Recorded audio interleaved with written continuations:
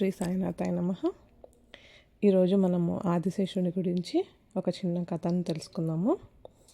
ఆదిశేషుడు సమస్త భూమండలాన్ని తన 1000 పడగలపై మోస్తున్నాడు.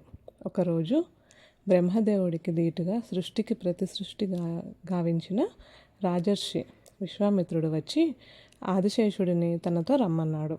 ఆదిశేషుడు మిక్కిలి వినయ విధేయతలతో, ఓ మహర్షి, ఈ సమస్త భూమండలం నా శిరస్సుపైనే ఉన్నది. నీ పరిరక్షించడమే నా కర్తవ్యం. నేను ఈ కార్యాన్ని విస్మరిస్తే ఈ భూమండలం పాతాళం వైపు పడిపోవడం తథ్యం. అప్పుడు కోటాను కోట్ల జీవరాశులు నా మూలంగా నాశనమైపోతాయి అన్నాడు. ఆ మాటలకు విశ్వామిత్ర మహర్షి చిరునవ్వు నవ్వి, అటువంటిదే గనుక జరిగితే నేను నా అమోఘమైన తపశ్శక్తితో దానిని ఆపుతాను అని అన్నాడు. ఆదిశేషుడు అందుకు ఒప్పుకోలేదు. విశ్వామిత్రుడు ఎన్ని విధాలుగా నచ్చచెప్పి చూసినా ఆదిశేషుడు తన నిర్దేశిత కార్యాన్ని వదలనని మొండి పట్టుదల పట్టాడు.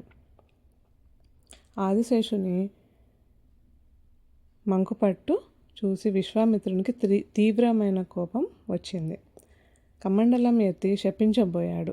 ఆదిశేషుడు భయపడి చేసేది లేక భూమికి పక్కకు పెట్టి వచ్చాడు. ఇంతలోనే ఘోరమైన విపత్తు సంభవించింది. ఆదిశేషుని 1000 పడగలపై భద్రంగా ఉన్న భూగోళం వెంటనే పాతాళం వైపు పడిపోవడం ప్రారంభించింది. దీనిపై నివాసం ఉంటున్న 1000 కోట్ల జీవరాశులు ప్రాణభయంతో ఆర్తనాదాలు చేయడం ప్రారంభించారు. దానిని చూసి తీవ్రమైన దుఃఖంతో ఆదిశేషుడు కుంగిపోయాడు. తపోశక్తి సంపన్నుడన్న గర్వంతో విశ్వామిత్రుడు తన కమండలంలోని నీరు ధారపోసి ఆగు అంటూ భూమిని ఆజ్ఞాపించాడు. భూగోళం పతనం ఆగకపోగా మరింత వేగంగా పడిపోవడం ప్రారంభించింది.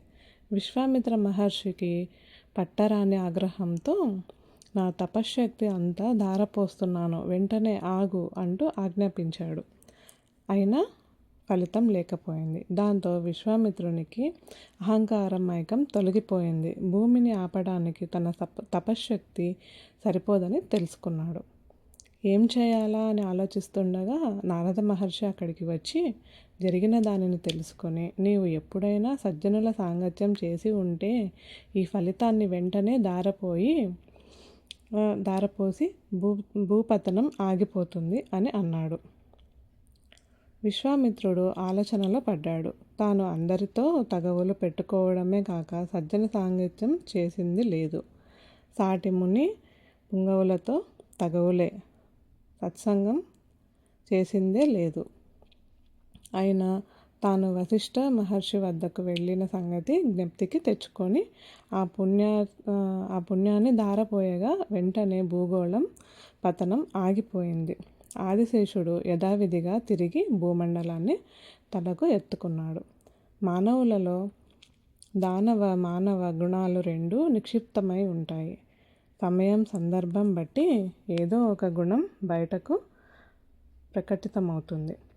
దుర్జనులతో సాంగత్యం చేస్తే అసురగుణం బలీకృతమై ఎన్నో చెడ్డ పనులు చేస్తాము.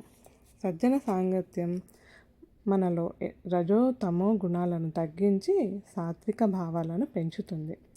ఓం శ్రీ సాయిరామ్.